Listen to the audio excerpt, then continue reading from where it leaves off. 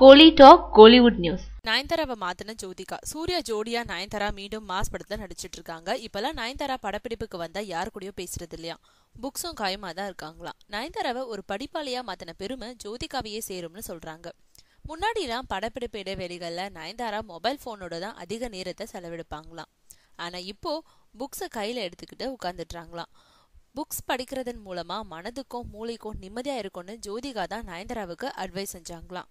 Books படிக்கிறதுனால ரிலாக்ஸா இருக்க முடியுதுன்றத நயன்தாரா உணர்ந்தாங்களாம். புத்தகத்தை படிக்கிறதன் மூலம் கவனம் அதிகரிச்சிருக்கிறதாகவும், எப்போதாவது ஒரு முறை தான் வசனம் பேசுறதுல கூட தவறு நடக்குதுன்னு நயன்தாரா பெருமைப்படுறாங்களாம்.